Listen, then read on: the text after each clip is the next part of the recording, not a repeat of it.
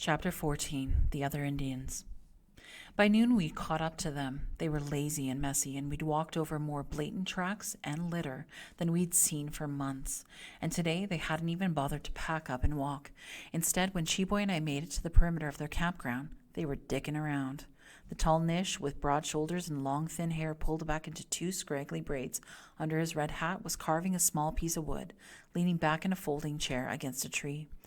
The other man, dressed in head-to-toe camouflage that did him no good lying on the ground by a small fire, seemed to be napping, his brimmed camo hat pulled down over his face. What could they possibly be waiting around for? We reported back to Meg, who waited with the group a little further out. I don't like it. Let's stick together and make sure the girls are in sight at all times. He spoke to the two of us alone, and when he mentioned keeping the girls safe, I looked over at Rose, who stood by Minerva's trailer holding Riri's hand. Cherie kept his eyes on Wob for the rest of the conversation. Cherie, you keep your knife at the ready. And French, he handed me one of the two rifles we possessed. This is loaded for now, and it will stay that way until we get past these two and back out on our own. I nodded and I shouldered the gun. I was comfortable with it. We all were. Meg had made sure of it. I could shoot a squirrel off a branch if I had to, though there wouldn't be enough meat left for a toddler. I figured that went out the hard way. We joined the rest. Well, the strangers are just past those pines. We can't rightly avoid them, and we have an obligation to see who they are and if they need help. Or maybe one of us knows them from before. But if they are true strangers, we need to keep moving. And if they are more than strangers, and if they turn out to be danger, we need to think of each other and ourselves first. We have to. Meg's tone spread a look of anxiety among the group, all except for Riri, who looked excited. Are they kids, French? Her little voice got high-pitched. Nah, Ree, they're grown-ups. 2 men. Oh. She kicked at the ground with her muddy pink rubbers. Maybe they got kids somewhere else, though, eh? Maybe that's where they're going. Sure, Ree, maybe. Wob pulled her over and squeezed her in tight so that her toque slipped down over her eyes to the bridge of her nose. The little girl smiled in the embrace. Okay, then, let's head over. I'll take the front with French, regular formation, Cherie at the back. We assembled under his instruction and pushed into the bush. We were 2 rows back when a man yelled out, "Who's there?" Meg and I exchanged silent looks. It wasn't that we'd been discovered that made us wary. It was the way they were confident enough to call out. What if we were recruiters? What if we were deranged townies? And what if by chance we were the game that could feed them? Who would take such a chance? I picked up more of Meg's anxiety about the strangers. Meg stood at his full height and pulled the strap of his gun so that it swung around his body, and he held it in both hands, pointing into the clearing. Anin, silence. Andy, Wabajayan. Meg answered where they were from. Playing Indian geography meant that you could figure out who was who before you even saw them. And for Meg, I could see why it was doubly important to establish nationhood. Silence. Then the reply came from a second voice. Buzo, Anishinaabe? Nin, Migwans, Nikanhiskaz. Meg moved slowly forward, introducing himself and asking for a name in return. Anin, Ezekinkawazawayan, Nin, Travis, Nikanhiskaz. Mumbling from their end, and then another voice. Lincoln, from Hobima Nation out west, Tansy. The second man, the one who had called out to us at first, answered in English and then greeted Meg in Cree.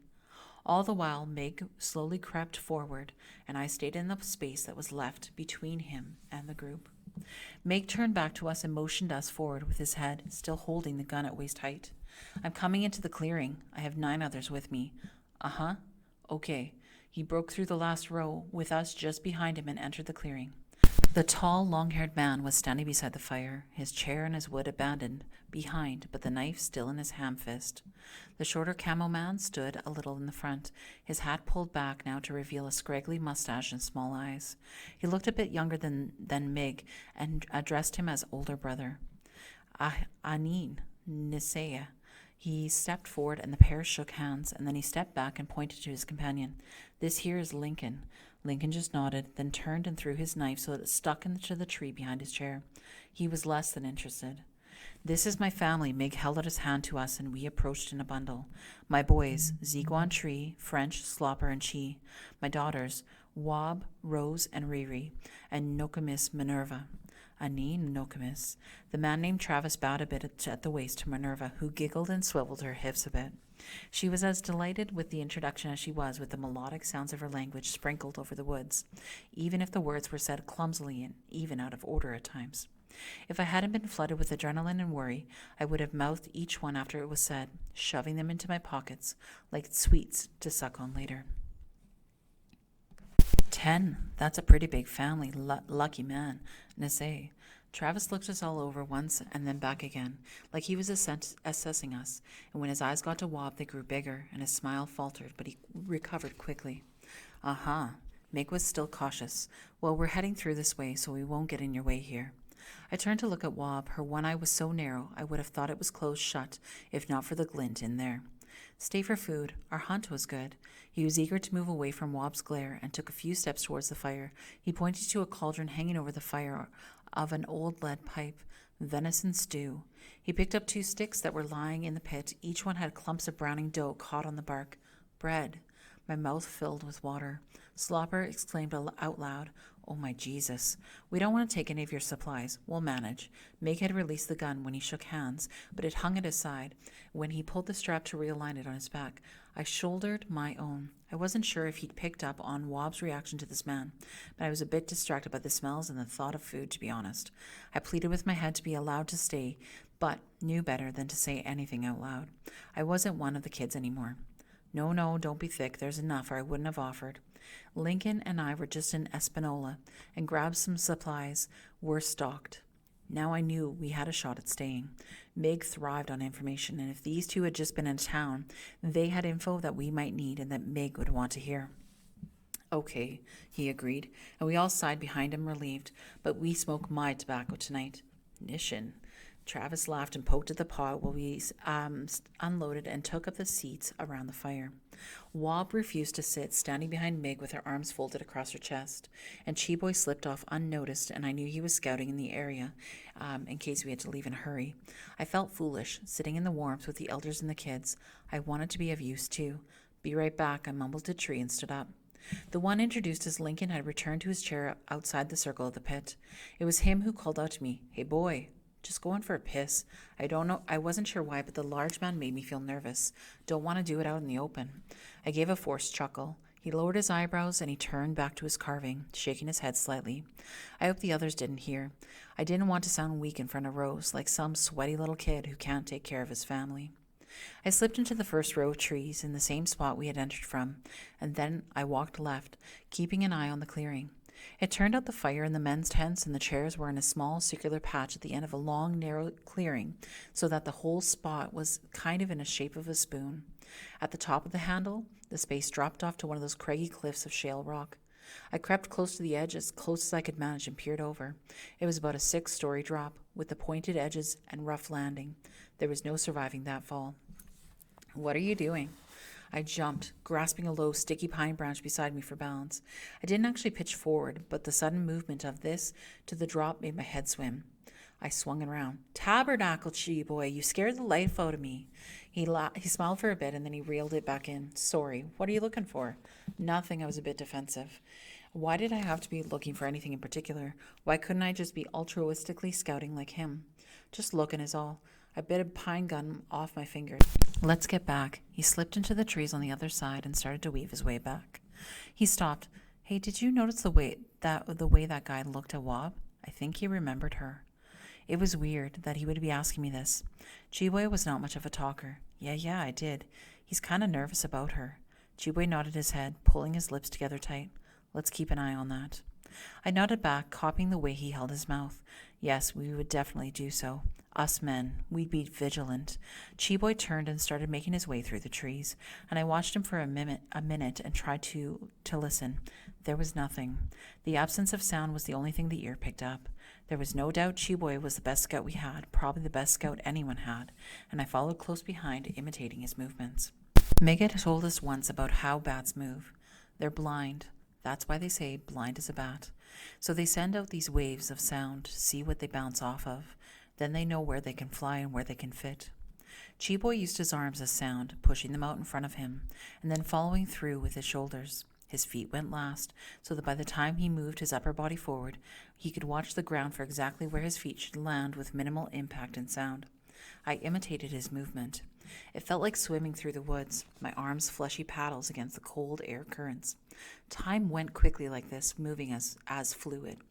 Soon we cut into the clearing a few feet from where Lincoln sat in his chair, still carving a stick into nothing more exciting than a sharp point.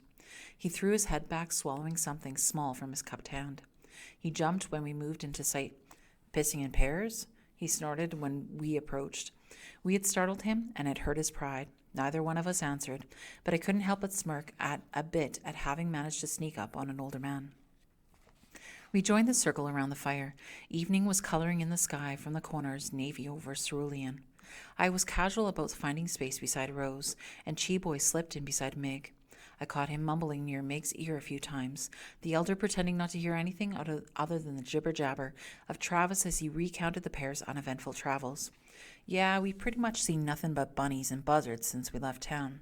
Came across a buck yesterday just out of sheer luck. How's Espanola holding up? Not many towns left up in this way, I reckon. Meg dug for information we could use. Nah, that's for sure. I think it might be the last in this region, but she's still going." He paused to fish more bread out of the fire and handed 2 clumps to Rose and me. I planned on turning it down to offer my share to the girls, but the smell hit me in the stomach so hard I couldn't make words. Travis finished off the roll your own he'd gotten from Meg and spoke through his last deep exhale. "It's the schools, more and more construction, I guess. They're going up like weeds. Espanola is the link to the north for supplies and industry." Meg smoked his roll slow. He paused to catch the last bits of Cheeboy's report and then responded, "I think it's more than that. I hear Nish are putting up a bit of resistance in Espanola." "What? I hadn't heard this before. Mind you, I wasn't yet privy to the private council of Meg and strangers when we ran into them. I was barely privy to Meg's council with Cheeboy and even Minerva, though that would have been harder to access, seeing as how they counseled in the language. Lincoln stopped carving and watched the men at the fire. Travis curled his back inwards, a defensive movement of the young. In his space, his voice was softer, like the echo of a man he used to be. "There's a bit of movement, I guess you'd call it. That's what they call it, anyway. They're camped out by the town, and they're armed. They haven't been hauled in yet, but it's only a matter of time before the schools take care of the easy pickings and go after the ones putting up a fight. They're up there acting like friggin' woodland wizards." Lincoln raised his voice to join in from his pace outside of the circle.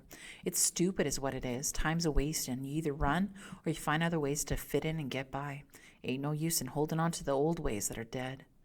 It just brings death closer. And in what other ways could we fit in? Isn't running towards something other than this all we have?" Meg threw back.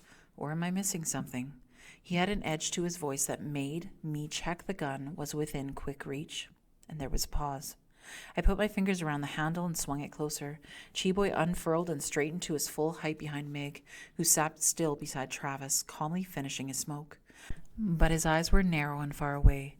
I knew where he was. He was back at his old cottage with Isaac and the betrayers. He was remembering pain. I had no time to check the others, watching the muscle twitch on Meg's jaw, observing the silent curl of Cheeboy's spine, taking the tick and creak of Lincoln's chair as he slowly lowered himself from tilt, hearing the breathing of Travis in the bony shell of his shoulders, all this in a dozen heartbeats that pushed against the collar of my flannel button-up. Travis rebounded. "Hiding is all. That's what he means. Hiding and pretending you're not Indian. Some of the half-breeds can do it. Hell, some of the full-bloods, too." He pushed an elbow into Slopper's arm beside him, looking for an ally in his commentary to make it light. "Am I right? You seen some of those Mohawks? Eyes bluer than the sky, eh?" Slopper managed a half-smile that looked like he had gas and leaned away into Riri, who'd fallen asleep near the warmth of the blaze, her belly full of stew. Meg locked eyes with Lincoln, who in turn refused to look away. He was full of challenge and bravado, and again it was Travis who pulled in the other direction. Me, I'm inclined to stay out in the bush. Cities, they bring nothing but the worst out in people. Wob snorted and walked in a small circle, shaking her head. And I know for sure Meg noticed this time. I've done some bad shit in my time in the cities. Years back, I had some bad habits. The kind of habits that make a man do things he isn't proud of. He poked at the fire with a thin stick, more nerves than anything. But I will say this, in my defense, not that I can defend myself, really. Here he looked up at Wob for the first time. I never would have done things if I had known the outcome. My intentions were never to get anyone hurt. I never raised a hand against anyone, and I wouldn't allow it. She stepped back in the shadows, arms still folded. He went on. And I am a different man today, out of the damn city. I found Lincoln here, leaving the city the same way. We teamed up and have stayed away from people since. It's better that way. Now that I know what people are capable of, why would I ever go back? You couldn't, Slopper broke the tension. None of us can, on account of the recruiters. We're bush Indians for real now.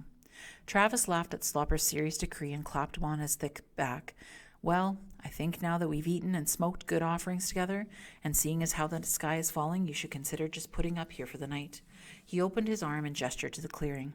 We haven't heard a peep until you wandered by, and it's good, sheltered spot. Ground's not too wet, didn't take on too much snow with these trees blocking drifts. No, we need to move on. But I could see in Mick's face that he was concerned about how far the day had gotten away from us. We had barely an hour before the dark tumbled down into every nook and cranny in these woods. And at the time of year, it is important to pick good spots to rest undernourished bones. Come on, Nisse. From this spot, the clearing goes back about 300 feet until it hits a drop-off. It's secluded. You can take your clan further away if you'd like, or you can share the fire with us. Either way, me and Lincoln don't mind. He stood up, brushed off his backside, and clapped his sidekick on the shoulder. Do we, Link? The man didn't answer at first. His eyes had become glassy, and his lips were too thick for clear speech. He reminded me of Wob that day back at the Four Winds, distorted somehow. Travis squeezed his grip on the man and smiled real tight until he answered, Frig, no, it's good. Stay wherever. The more Nietzsche's, the better. He addressed Rose and Wob when he spoke next, something cloudy on his face. Stay close by. It's safer the closer you are. The girls turned their backs on him, not so much to ignore his veiled remark as to show him they had no fear of him. But you don't turn your back on a dangerous animal. Only squirrels should be able to see your spines, and we didn't know that he was an animal we had yet to imagine could exist.